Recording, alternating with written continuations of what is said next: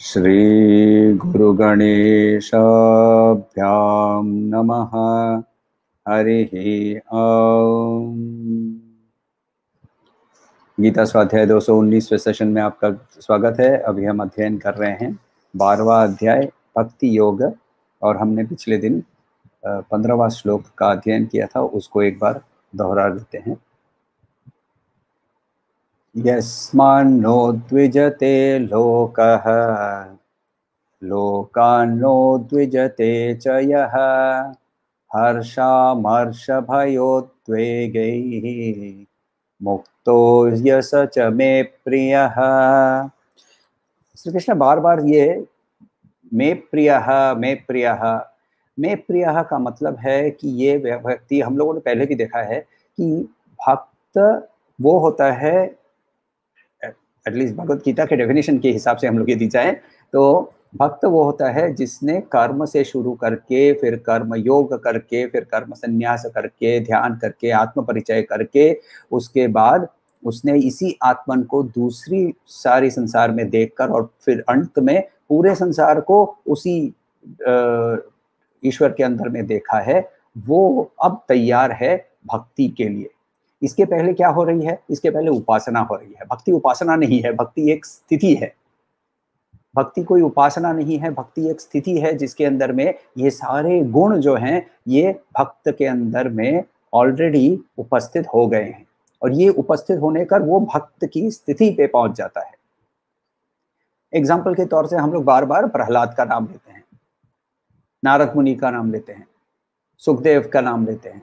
तो ऐसे जब हम लोग इन व्यक्तियों का एग्जाम्पल से देखते हैं तो भक्ति जो है इसकी डेफिनेशन ही बहुत क्लियर हो जाती है। श्री कृष्ण यहाँ बहुत सारे गुणों की लिस्ट बना रहे हैं। ये सारे गुण हमारे अंदर में होना जरूरी है, ये सारे गुण अपने आप आते रहेंगे, ये गुणों के पीछे दौड़ने की जरूरत नहीं है। ये गुणों को कल्टीवेट जरूर करना है, क्योंकि ये गुण को कल्टीवेट करने के लिए हमारी बिहेवियर, हमारे इंटरनल एटीट्यूड, हमारे बॉडी माइंड इंटेलेक्ट की आइडेंटिफिकेशन, हम जो ऑब्जेक्ट्स इमोशंस थॉट्स विषय वस्तु व्यक्ति के साथ जुड़े हुए हैं, ये धीरे धीरे धीरे धीरे जैसे बदलते जाता है ये गुण अपने आप अंदर में पैदा हो जाते हैं, क्योंकि ये गुण एक्चुअली हमारे नेचुरल स्टेट है। हम तो ऊपर से सिर्फ वो हरिकेन लैंटर्न के ऊपर में जो राख लगी हुई है, कालीमा लगी हुई है, उसको धीरे धीरे हटा रहे हैं। तो अभी तक हमें जो श्री कृष्ण बता रहे थे वो बाहरी बिहेवियर के बारे में बता रहे थे। अब और कुछ गुण के बारे में बताएंगे जो कि भीतरी है, जो कि इंटरनल सूक्ष्म है, मगर वो भीतर है और वो बाहर मैनिफेस्ट होते हैं स्पेसिफिक बिहेवियर से। ये कैसी है, कौन से गुण है और कैसे है ये, इनके बारे में देखते हैं। 16वां श्लोक लीजिए। अनपेक्ष शुचिर्दक्ष अनपेक्ष शुचिर्दक्ष उदासीनो गतव्यथः उदासीनो गतव्यथः अनपेक्ष शुचिर्दक्ष उदासीनो गतव्यथः सर्वारंभ परित्यागी सर्वारंभ परित्यागी यो मद्भक्तः स मे प्रियः यो मद्भक्तः स मे प्रियः सर्वारंभ परित्यागी यो मद्भक्तः स मे प्रियः अनपेक्ष शुचिर्दक्ष उदासीनो गतव्यथः सर्वारंभ परित्यागी यो मद्भक्तः स मे प्रियः। अनपेक्ष, वो एक एक करके वर्ड्स जैसे लेते हैं हम उसको समझने की भी कोशिश करते हैं। मैं अभी बीच में एक फ्लाइट से बैंगलोर गया और बेंगलोर में उतर के बाहर जाकर देख रहा हूँ कि जो व्यक्ति मुझे लेने आया था वो आया नहीं था। तो शाम को जब उसके साथ मिले तो मैंने क्या कहा कि मुझे अपेक्षा थी कि आप वहाँ एयरपोर्ट पे मुझे लेने आएंगे। अपेक्षा, अपेक्षा का मतलब क्या जानते हैं यहाँ? मैं उस पर डिपेंडेंट था, मैं उस पर निर्भर था, मानसिक रूप से एटलीस्ट। उसके बाद फिर मैंने आयोजन किया, प्रयोजन किया, करके मैंने रिक्शा पकड़ी, टैक्सी पकड़ी, मैं निकल पड़ा। मगर उस समय मेरी मन की स्थिति ये थी कि मैं उसकी अपेक्षा कर रहा था। अपेक्षा का मतलब होता है डिपेंडेंस, निर्भर होना का मतलब होता है अनपेक्षा। तो भक्त वो है जिसको पैसा, स्टेटस, किसी चीज की, वो किसी के ऊपर, वो उसके आनंद की स्थिति के लिए वो डिपेंडेंट नहीं है। खाने के लिए पैसे की जरूरत है, बिना पैसे आप खाना नहीं खा पाएंगे। तो मगर इसका मतलब ये नहीं कि मेरे आनंद के लिए मैं मेरे इस पैसे के ऊपर या खाने के ऊपर, दोनों के ऊपर, मैं किसी के ऊपर मैं डिपेंडेंट नहीं हूँ, मैं निर्भर नहीं हूँ। इसके हमारे इसके अंदर में फिर तो कहाँ, फिर वो व्यक्ति है कैसा? वो सिर्फ और सिर्फ उसकी डिपेंडेंस जो है आनंद के लिए, वो सिर्फ ईश्वर से उस आनंद को प्राप्त करता है, क्योंकि ईश्वर का और एक रूप ही आनंद है, सच्चित आनंद रूप है। तो और वो अपने आप को उसके अंदर में ही पाता है, इसीलिए खुद को बोलता है चिदानंद रूपम शिवोहम शिवोहम। तो वहां उसकी इस अवस्था के अंदर में जब वो अनपेक्ष होता है तो उसके अंदर में ऑटोमेटिकली और एक गुण हमें दिखने लगता है, और वो है शुचि ही। दूसरा, शुचि ही। शुचि का यदि शुचि जो वर्ड है वो, उसका रूट वर्ड हम लोग यदि खोजे तो शौच से आता है।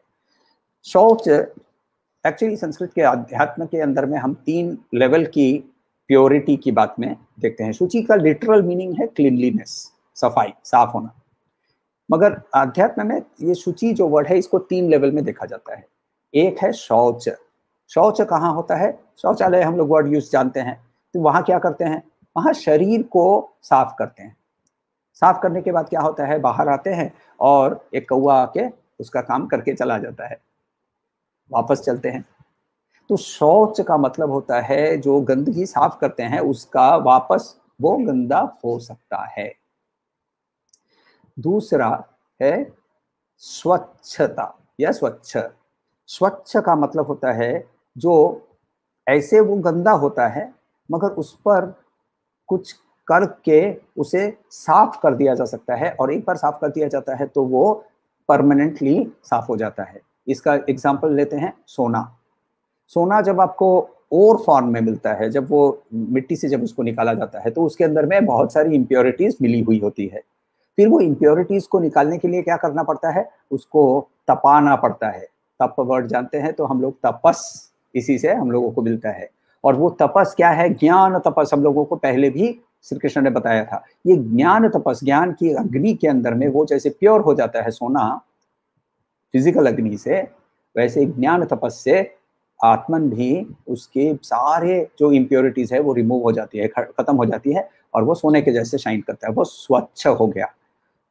मगर जब हम कुछ भी चीज लेते हैं, घर पे बनाते हैं कुछ भी, या फल होता है, कुछ बनाया हुआ चीज होता है, और उसको हम जब भगवान को अर्पण कर देते हैं तो वो उसका नाम क्या बन जाता है? प्रसाद।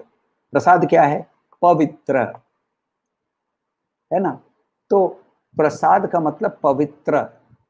पवित्रता जो है वो तीसरे लेवल की एक प्योरिटी है। ये क्या है? वो ऐसी प्योरिटी है जिससे दूसरी चीज जो है वो भी प्योर हो जाती है। कैसे देखा बताते हैं। हम लोग जब घर पे पूजा होती है तो शीरा बनता है। शीरा बहुत सारी क्वांटिटी में बनता है क्योंकि लोगों में बांटना है। भगवान को तो थाली में थोड़ा सा अर्पण करते हैं, फिर वो लेकर क्या करते हैं? बाकी में मिला देते हैं। बाकी भी क्या हो गया? प्रसाद हो गया। पवित्र जो है उसके साथ जब संस्पर्श में दूसरी की जाती है वो भी पवित्र हो जाता है। तो शौच, स्वच्छता और पवित्र, यहाँ जब श्री कृष्ण हमें बोल रहे हैं शुचि, तो वो हमें बोल रहे हैं कि हमें पवित्र यानी कंप्लीटली उनको अर्पित हो गए हैं। उसके पहले भी उन्होंने बताया मयि अर्पित मनोबुद्धि, तो जब हम उनको कंप्लीटली अर्पित हो जाते हैं तो हमारे संस्पर्श में भी जो आता है वो भी साफ हो जाएगा, वो भी पवित्र हो जाएगा, ऐसा श्री कृष्ण कह रहे हैं। गंगा जी का क्या है, वो तो कितना कुछ गिरे उसके अंदर में, सब कुछ गंगा जी बन जाता है और उसमें हम नहाते हैं तो हम पवित्र बन जाते हैं। तो वैसे ही शुचि ही। तीसरा, ये बहुत इंटरेस्टिंग वाला है, कहते हैं दक्ष। सो दक्ष का मतलब क्या? सो इसके अंदर में एक हम लोग को देखना जरूरी है, जो अनपेक्षा का हम लोग बोल रहे थे, विवेक चूड़ामणि में इसका बहुत इंटरेस्टिंग एक डिस्क्रिप्शन दिया है। यथेच्छया वैसे विद्वान आत्मा राम सदा मुनि। वो बोलते हैं कि वो उस श्लोक के अंदर में, विवेक चूड़ामणि के अंदर में वो बोलते हैं कि जो साधु है वो आता है, जाता है, बैठता है, खाना खाता है, जो भी है, वो हर एक अवस्था में आत्मा राम, खुद के अंदर में ही वो आनंद के साथ है। यह है अनपेक्षा। उसके बाद हम लोगों ने शुचि के बारे में देखा। फिर तीसरा उन्होंने बताया दक्षता। दक्षता का मतलब होता है सजग रहना। सजग जब रहते हैं हम लोग, तब हमारी जो किस चीज पर सजग रहना है, हमारी इंटरनल वर्किंग्स जो हो रही है ना मनस की, मनस के अंदर में जो अभी लहर चढ़ रही है, लहर को उतार दो, विचारों की लहर उतर रही उसको उतार दो, सारी को डायरेक्शन बदल दो। जब आप यदि कभी उत्तर भारत की ओर जाएं तो बारिश का समय नदी या जो छोटी नदियां होती है वो फूलने लगती है, उसके अंदर में पानी उभर के आने लगता है।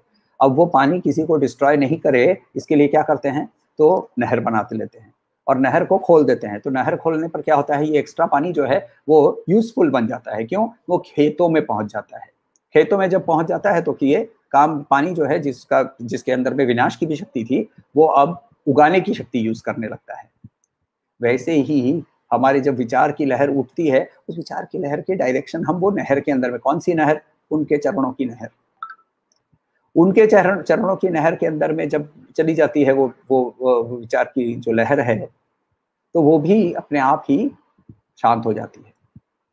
तो इसीलिए दक्ष का मतलब होता है वो अपने मन को, अपने इंटेलेक्ट को, मनस को और बुद्धि को कंटिन्यूसली चेक में रखता है।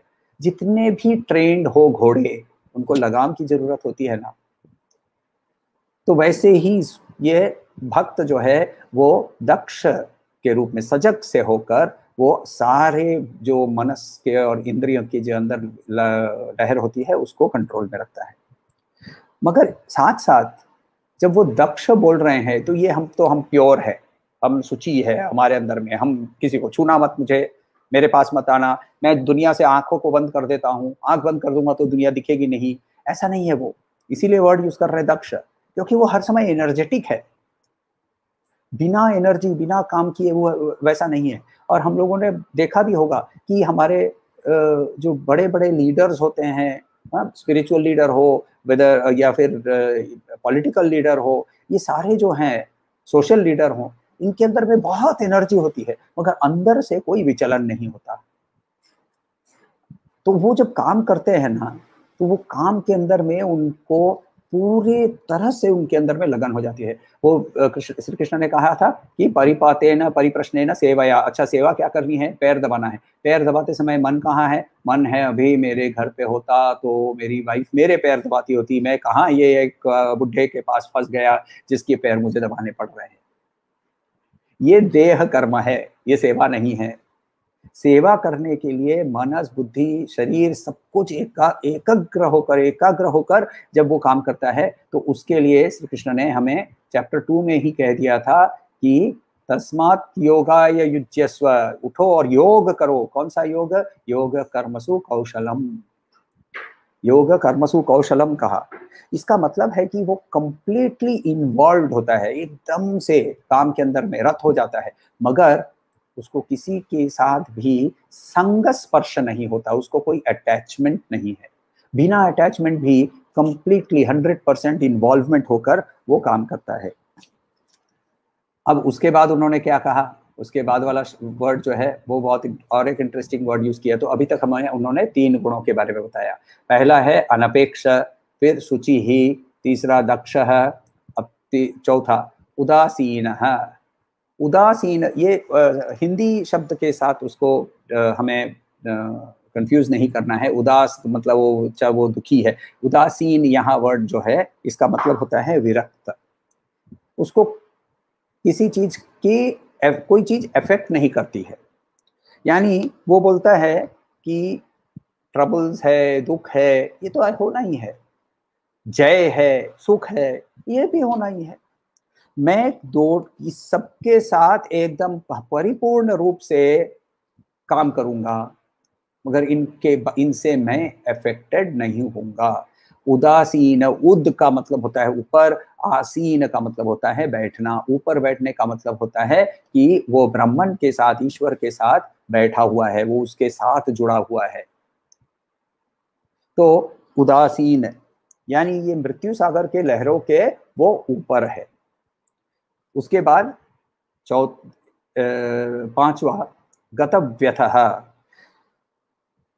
व्यथः यानी कंपन। व्यथः हम लोगों ने व्यथ वर्ड का रूट हम लोगों ने पहले चैप्टर और दूसरे चैप्टर में हम लोगों ने देखा था। अर्जुन ने ये वो शब्द यूज किया था कि उसके हाथ पैर के अंदर में कंपन हो रहा है। तो वो कंपन मुक्त है। किस चीज का कंपन? जब मानस के अंदर में शांति हो जाती है तो फिर कंपन नहीं होता, और कंपन नहीं होता है तो क्या होता है? ईश्वर की रिफ्लेक्शन हमारे मनस और बुद्धि के अंदर में संपूर्ण रूप से दिखती है। अभी एक यदि कोई तालाब के पास चले जाइए और पूर्णिमा, जब आज अमावस्या है, मैं पूर्णिमा की बात कर रहा हूँ, मगर यदि पूर्णिमा की रात हो और आप तालाब के पास चले जाएं तो चंद्रमा जो है उसके टुकड़े टुकड़े टुकड़े टुकड़े दिखते हैं। क्यों? क्योंकि हवा की छोटी सी के झोंके के कारण पानी जो है वो थोड़ा सा हिलता रहता है। मगर यदि ये पानी एकदम स्टिल हो जाए, कंप्लीटली गतव्यथः हो जाए, तो क्या होगा? चंद्रमा जैसा ऊपर है वैसा ही नीचे दिखेगा। तो इसीलिए वो बोलते हैं कि वो गतव्यथः है। गतव्यथः का मतलब है कि देखिए, 3 तरह के रैंडम इवेंट हमारे लाइफ में हर समय होते रहते हैं। पहला रैंडम इवेंट है जिसको कहते हैं अधिदैविक। अधिदैविक का मतलब जो नेचुरल कारणों से हमें तापत्रय के अंदर में, तापत्रय 3 तरह के हमारे ऊपर ताप होते हैं, 3 तरह के हमारे ऊपर हमारे ऊपर अटैक्स होते हैं, हो सकते हैं। पहला है अधिदैविक, यानी नेचुरल कारणों से। अर्थक्वेक, भूचाल आ गया, बिजली गिरकर एक पेड़ गिर गया आपके घर के ऊपर और वो जाकर आपके गाड़ी नीचे खड़ी थी, गाड़ी के ऊपर गिर गई, गाड़ी चकनाचूर हो गई। तो ऐसी तरह की जो हमारे लाइफ में रैंडम इवेंट होते हैं, इसको अधिदैविक कहते हैं। दूसरा है अधिभौतिक। अधिभौतिक का मतलब है दूसरे जीव जंतुओं के कारण हमारे ऊपर कोई ट्रबल आता है। मच्छर काट के चला गया और तो वो आपके कंट्रोल में नहीं है, रैंडम इवेंट है। तो ये जो किसी ने, वो रास्ते से जाते जाते, वो आप जा रहे थे, आप गाड़ी में जा रहे थे, और ये मैंने आंखों दिखा बता रहा हूँ। गाड़ी से जा रहे थे, पास से एक बस जा रही थी और बस वाले ने बाहर सर निकाला, और भारतवर्ष में ये बहुत प्रसिद्ध है, उसने फिर करके पिचकारी मार दी और सीधी पिचकारी इनकी गाड़ी की कांच खुली हुई थी, सीधा जाकर इसके शरीर के ऊपर। रैंडम इवेंट है, इसके लिए वो कुछ कंट्रोल नहीं कर पाता है। तो ये ऐसी चीज होती है जिसको अधिभौतिक कहते हैं, भूतों से, यानी अधिभौतिक। और तीसरा आध्यात्मिक, यानी हमारे अंदर ही, हमारे मन के अंदर में जो विचलन होते हैं, ये 3 रैंडम चीज हमारे अंदर में होती है, इनसे वो उसके अंदर में कोई कंपन नहीं होता है। गतव्यथः। इसके बाद वाला है, तो अभी तक हम लोगों ने कितने देखे? अनपेक्ष, शुचि, दक्ष, उदासीन, गतव्यथः। 5 हम लोगों को इस श्लोक के अंदर में बताए। नेक्स्ट वाला जो है छठवा, इसी श्लोक का लास्ट जो है, वो है सर्वारंभ परित्यागी। सर्व सब कुछ, आरंभ शुरू करना, परित्यागी वो परिपूर्ण रूप से उसका त्याग कर देता है। वो किसी चीज को शुरू नहीं करता है। शुरू नहीं करता है का मतलब शुरू भी नहीं करता है, अंत भी नहीं करता है, यानी नया कुछ नहीं करता है। एक एग्जांपल लेते हैं। आप ऑफिस गए या आपके कार्यालय में गए, या दिन का घर पे काम किया, आपका आजकल वर्क फ्रॉम होम है तो घर पे ही काम किया। काम करने के बाद आप बेडरूम में गए, आपने बेड को सही किया और लाइट वाइट ऑफ कर दी, तकिया थोड़ा हिला लिया और आराम से लेटने गए, तब कोई आकर कहता है कि चलो चलो एक मीटिंग करनी है, आप क्या कहेंगे? कल करेंगे। क्यों? क्योंकि आज का दिन खत्म हो गया। वैसे ही भक्त कहता है और कुछ मुझे नया शुरू नहीं करना है। तो फिर करोगे क्या? बोले जो नॉर्मल होते रहता है ना, वो करते रहेंगे। जो होते रहता है उसको मैं सिर्फ इंद्रियों का, इंद्रिय के विषयों के साथ लेन देन हो रहा है ऐसा समझकर देखते रहूंगा। हमें उन्होंने चैप्टर 5 के अंदर में, 5वें चैप्टर के अंदर में उन्होंने क्या कहा था? नैव किंचित करोमीति युक्तो मन्येत तत्त्ववेत् पश्यन् शृण्वन् स्पृशन् जिघ्रन् अश्नन् गच्छन् स्वपन् श्वसन्। तो आगे दूसरे वाले श्लोक को खत्म करते हैं, इसके अंदर पे पूरा नेक्स्ट श्लोक पे खत्म होता है वो प्रलपन् विसृजन् गृह्णन् उन्मिषन् निमिषन्नपि इंद्रियानिन्द्रियार्थेषु वर्तन्त इति धारयन्। तो वो बोलते हैं कि कुछ नहीं करता है, नैव किंचित करोमि इति युक्तो मन्येत तत्त्ववित्। जो युक्त है वो ये कुछ नहीं करता है, जिसको तत्त्ववित्, जिसको ज्ञान प्राप्त हो चुका है, जो भक्त है वो कुछ नहीं करता है। वो पश्यन देखना, शृण्वन सुनना, स्वपन यानी सपने देखना, श्वसन सांस लेना, ये सारे के अंदर में क्या देख रहा है? इंद्रियान इंद्रियार्थेषु, इंद्रिय और इंद्रिय के अर्थ यानी जो सब्जेक्ट मैटर है, सेंस ऑब्जेक्ट्स है जिसको बोलते हैं हम, ऑब्जेक्ट इमोशन थॉट्स बोलते हैं, विषय वस्तु व्यक्ति बोलते हैं, वो इंद्रिय इंद्रियों के साथ वर्तनते, हिल रहे हैं वो, और मैं सिर्फ उसे देख रहा हूं। तो उसकी मनोभावना जो है वो वहां है। तो इसीलिए वो सर्वारंभ परित्यागी है, नया कुछ नहीं शुरू करता है, नया वो दौड़ा दौड़ी नहीं करता है कि अभी चलो नहीं, अभी एक नौकरी लेनी है, नहीं ये करना है, नहीं वो करना है। उसके वो सारे के अंदर में से वो आगे बढ़ चुका है, सर्वारंभ परित्यागी। उसके बाद फिर बोलते हैं यो मत भक्त समे प्रिय, और ये भी फिर वापस आ गए, बोलते हैं ये भी मेरा प्रिय है, ऐसा ही भक्त मेरा प्रिय है, क्योंकि ये उसने ये सारी जर्नी जो है, सारी यात्रा है जो वो पार कर चुका है, इसीलिए वो प्रिय है। एक्चुअली हम लोग बहुत बार हम लोगों ने सुना होगा ये कि भगवान भक्ति के भूखे होते हैं, ऐसा ज्ञानी पुरुष इसका बहुत सुंदर एक विवरण करते हैं। रूप गोस्वामी करके श्री चैतन्य महाप्रभु के शिष्य थे और खुद ही पहुंचे हुए थे, महात्मा थे, और उन्होंने पाद्यावली करके, श्री पाद्यावली करके एक बहुत बड़ा ग्रंथ लिखा हुआ है। उस ग्रंथ के अंदर में उन्होंने एक श्लोक के अंदर में कहा है, व्याधाश्चरणं ध्रुवस्य च वयो विद्या गजेंद्रस्य का। वो बोल रहे हैं व्याध जो था, व्याध का आचरण कैसा था, ध्रुव की आयु क्या थी, गजेंद्र के अंदर में विद्या कौन सी थी, कुब्जाया किमु नाम रूपम। कुब्जा जो जो जिसको कृष्ण ने सीधा कर दिया था, जिसको भक्ति के कारण, जिसकी भक्ति के कारण कृष्ण ने उसे दर्शन भी दिए थे, वो कुब्जा का कौन सा नाम था, कौन सा रूप था। अधिकम किम तत्सुदाम नो धनम, सुदामा का कौन सा धन था। वंशम वंशः को विदुरस्य, विदुर का कौन सा वंश था, वो तो नौकरानी का बेटा था।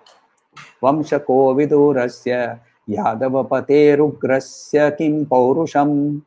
तो जो यादवों का राजा था उग्रसेन, तो उग्रसेन कंस के पिता, उसको बचाने के लिए श्री कृष्ण ने उसके बेटे को, कंस को मार डाला। उनका कौन सा खुद का पौरुष था। भक्त्या तुष्यति केवलम, भक्त्या तुष्यति केवलम न च गुणैर्भक्ति प्रियो माधवः। गुण से नहीं, भक्ति से प्रिय है, भक्ति के प्रिय है माधव। भक्ति का मतलब ये सारा सब कुछ जो डेफिनेशन अभी कर रहे हैं, ये नहीं कि भक्ति का मतलब है कि वो हाथ में करताल ले लीजिए और 4 दोस्तों को भी बुला लीजिए और सब बैठकर वो क्या बोलते हैं, मृदंग और इत्यादि सबको बजाने लगे और ढोल मृदंग बजे और हम लोग कूद के हरे कृष्णा करें। हरे कृष्णा करना जरूरी है, मगर वो तो सिर्फ एक अंश है। सततम भक्त्या, तो सततम कैसे हो सकता है? जब हमारे अंदर में सारे विचार, सारे बुद्धि, मनस, इंद्रिय सारे जो है वो सब कुछ ही उनकी ओर फ्लो करने लगता है। ये कब होता है? जब हमें ज्ञान होता है। ज्ञान कब होता है? जब हम आत्मविचार करते हैं। आत्मविचार कब करने के लिए लायक होते हैं? जब हम अपने मनस को कंट्रोल कर सकते हैं। मनस को कंट्रोल करने के लिए क्या करना है? हमें कर्म से संन्यास लेना है। मैं कर्तृत्व भाव से उसे संन्यास लेना है। कर्तृत्व भाव से संन्यास लेने के लिए क्या करना पड़ेगा? कर्म योग करना पड़ेगा। तो घूम फिर के हमारे लिए, आपके लिए, मेरे लिए कर्म योग से ही यात्रा शुरू होती है। अभी और 4 श्लोक हमारे लिए बाकी हैं, तो कोशिश करते हैं कि इसी हफ्ते हम लोग इनको का अध्ययन पूरा करें और फिर आगे देखते हैं कैसे होता है। कोई सवाल हो तो बताइएगा। सवाल आया है, आंखें बंद करने पर ध्यान में एकाग्रता रहती है, लेकिन खुली आंखों में ये एकाग्रता कम क्यों हो जाती है? खुली आंखों में कम एकाग्रता इसीलिए हमारी कम हो जाती है, सबकी होती है। क्यों होती है? क्योंकि हम इंद्रियों के वश में हैं। तो क्या होता है, जैसे ही आंख खोलते हैं, आप सिर्फ खुली आंखों की बात कर रहे हैं, आप एक अगरबत्ती सामने कोई लेकर चला जाए या फिर उसको बदल के वहां से कचरा लेकर चला जाए, फिर भी हमारा ध्यान भंग हो जाता है। क्यों? क्योंकि इंद्रिय उसके साथ जुड़कर उसके साथ घूमने लगते हैं। ध्वनि चेंज हो जाती है तो हम वो उस ध्वनि के पीछे पीछे चलने लगते हैं। तो ये जो ध्वनि के पीछे जाना, आंखों के कारण हम दूसरे दृश्यों के पीछे जाना, ये क्यों होता है? इसके लिए हमें हमारे मनस को ट्रेनिंग कौन सी चाहिए कि ये ध्वनि के अंदर में इस जो भी सुगंध हो या दुर्गंध हो या फिर जो सामने हमें दिख रहा है, पेड़ हो या बादल हो, ये सभी कुछ उसका अंश है। यानी विभूति योग की प्रैक्टिस जब हम करते हैं तब हमें उनसे ध्यान हटता ही नहीं है, मगर विभूति योग करने के लिए आत्मविचार, तो ये जर्नी कर्मयोग से ही शुरू होगी। तो इसीलिए हम कॉन्सेंट्रेट नहीं करने की जरूरत है। ये सदा नॉर्मल स्थिति है भक्त की, और वो सदा स्थिति होने के का कारण है अभ्यास। कौन सी अभ्यास? ध्यान का अभ्यास, बैठकर आत्म परिचय करने का अभ्यास। तो ये अपना आत्म परिचय जो है, वो आत्म परिचय के लिए उसको हमें ये करने के लिए, आत्म परिचय करने के लिए ध्यान करना जरूरी है। और ध्यान के समय जब मन इधर उधर दौड़ने लगता है, तो गुरुदेव ने जो कहा था कि हमें जो थॉट परेड, थॉट्स की जो परेड आती रहती है, उस परेड को हम रोक लें। परेड को रोके कैसे? परेड को के पीछे पीछे दौड़े नहीं। परेड के पीछे दौड़ेंगे नहीं, झांकिया के पीछे। मान लीजिए ये एक हास्यजनक दृश्य होगा कि गवर्नर खड़े हैं या प्रेसिडेंट खड़े हैं, सामने से रिपब्लिक डे की झांकी जा रही है, तो झांकी का सैल्यूट लेने के बाद वो झांकी के साथ खुद भी दौड़ने लगते हैं, हर एक झांकी के साथ। और वो झांकी जब उनसे आगे बहुत निकल जाती है तो वापस अपने स्थान पे आते, दूसरी झांकी आती है, वापस वो खुद दौड़ने लगते हैं। अब ऐसे गवर्नर के साथ तो वो झांकियां जो है ना, वो आना या तो बंद कर देगी या फिर बोलेंगे सैल्यूट नहीं करेंगे, या उठा कर लेकर चली जाएगी, बोले तू इतना बात दौड़ मेरे साथ चली आ। तो वैसा जो है, ये हमारे मनस को जब हम ट्रेन करने लगते हैं, हम जब अपने आप को थोड़ा सा डिस्टेंस करने लगते हैं अपने मनस से, तभी हमारे लिए कॉन्सेंट्रेशन सही पॉसिबल होगा।